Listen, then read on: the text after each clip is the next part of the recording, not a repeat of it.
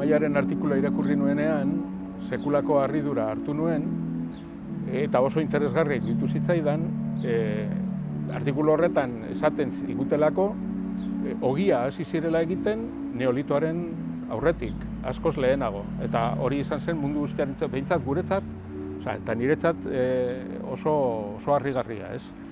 Beti lotu dugu ogiaren ekoizpena neolitoarekin. Eta, claro, Amaiak eta bere taldeak aurkitu zutena alde horretatik guztiz berritzaile izan zen.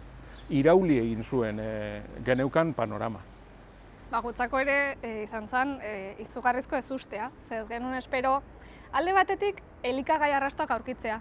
Ze ogia fisikoki ez zen aurkitzen. Beste aztarnategietan inoiz ez gara ogiaren bila joan, ez? Eta elikagai arrasto horiek aurkitzea ia izan zen izugarrizkoa.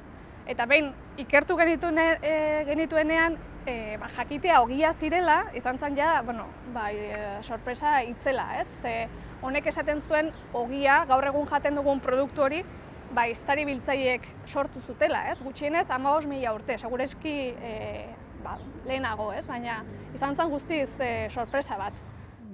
Zure lanaren beste ikuspegi niri behintzat egin zitzaidan oso interesgarria izan zen, zure lanean ikusi nuela, ez bakarrik zure lanean, baina zure lanean bereziki ikusi nuela arkeologia bezalako disiplina batean, naturzientzietan erabiltzen genituen teknikak erabiltzen direla eta horrek ematen diola sekulako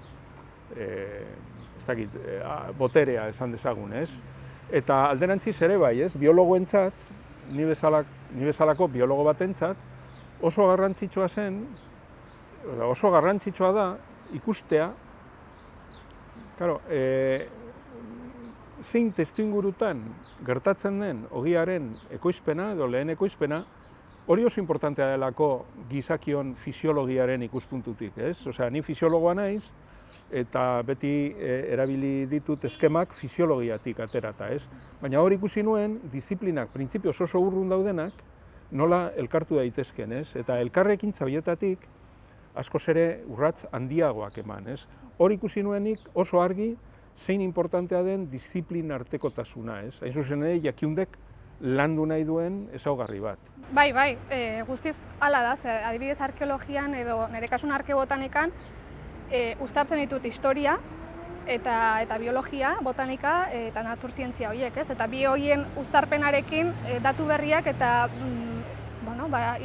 prozesu berriak ezaugarritzeko aukera edukitzen dugu, eta biak uztartzeko gaitasun horrek ere gaur egunera arteko inpaktua dauka. Azken finean, gaur egungo osasuna eta evoluzioa eta gizakiaren evoluzioa ulertzeko nahita nahiezkoa da, atzean, antzinean pasa ziren prozesu guzti horiek ulertzea, ez? Zergatik gauden hemen jakiteko atzera begiratu behar dugu, ez? Eta nire ustez arkeologiak potentzial hori dauka, ez? Bai historia uztartzeko, bai naturzientziak uztartzeko, eta gaur egunen daukagun egoerak eta ulertzeko erremintak eta informazioa ematen digu.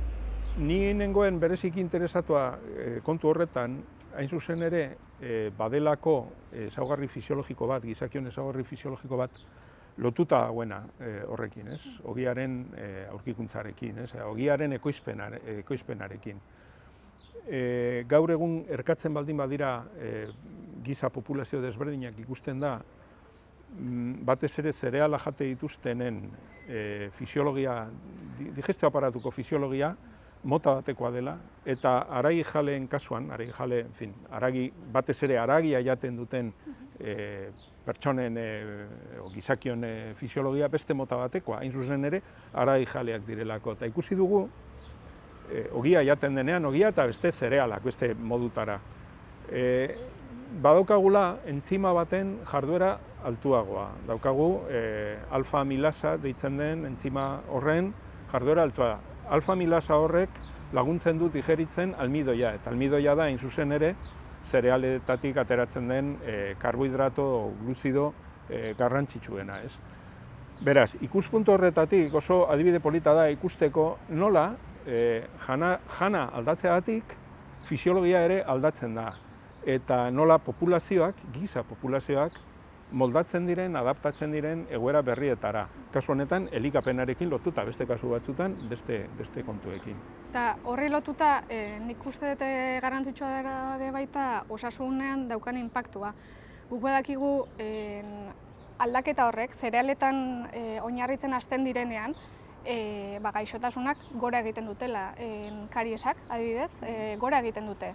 Badakigu gainera, karies horiek eta ekoizpen hori edo zerealen kontsumo hori neolitoaren aurretik hasten dela. Baina baditu pikoak, ez? Nekazaritza sistema ekonomiko bezala sortzen denean, argi eta garbi duela 9.000 urte ikusten da daudela karies pila bat, ahoko gaixotasun pila bat, eta estres markadoreak handitzen dira. Eta pixka bat hitz egiten da dietaren inpaktua, ez? Badirudi garai horretan, zerealak nagusitzen direla, dietaren dibertsitatea jaitsi egiten dela, eta aldaketa, elikagaduran aldaketa horiek inpaktu zuzena daukatela osasunean, ez? Neolito garaiko gizarte hauetan. Eta hori da izugarria, ez? Azken finean, dieta identifikatuz eta ezaugarrituz, azken finean ze inpaktu duen eta bizitza nolakoa zen jakin dezakegu, ez, arkeologiatik. Nik uste dibertsitatea dela klabea ere bai. Ehiztari biltzaileetan ikusten dugu argi eta garbi beraien dieta dela oso zabala. Landare pila bat jaten dituzte, ez bakarrik zerealak. Zerealak jaten dituzte, baina tuberkuloak, hostoak, zurtoinak, denetari jaten dute. Eta gero neolitoan badirudi hori kultura gastronomikoa aldatu egiten da. Osea, elikaduraren kultura aldatu egiten da, eta hitz egiten hasten da pixka bat ogiaren kulturataz. Neolitoa dijoa pixka bat asoziatuta ogiaren kultura. De hecho, agertzen dira ogia egiteko teknologia espezializatuak, labeak, adibidez, ez? Hori neolito garaian. Eta badirudi, hori, zerealak izango direla oinarri, benetan oinarri, dietaren oinarriak, eta horrek dena aldatzen du. Noski, gero, animalien etxekotzeak ekartzen duen, hori, esnea, jogurra eta horrelako elementua gehituta, zeramikaren garapena ere kontestu berdinean ematen da, eta badirudi, 9.000 urte inguru horretan ematen dela izugarrizko aldaketa dietan. Eta inpaktu handia daukala osasunean ere, bai. Aipatu dituzu gaixotasunak, eta rakitismoa ere agertzen da, eta ikusten da ezurretan, oso importantea dela, baina nik orain aipatu nahi nituen animaliak. Hain zuzen, etxekotze prozesu horretan horrek eduki zituen ondorioak, ez? Eta hor, nik azpimarratuko nituzke bi ondorio. Bata da animaliekin bizitzea, gaixotasun infekziosoen prebalentzia ere areagotu zuen. Ez bakarrik animaliekin bizitzea, baita gizakion dentsitatea ere altuago izaten zelako, eta orduan horrek erraztu zuen gaixotasun infekziosoen edatzea, ez? Horrek sekulako inpaktu eduki zuen jendearen osasunean.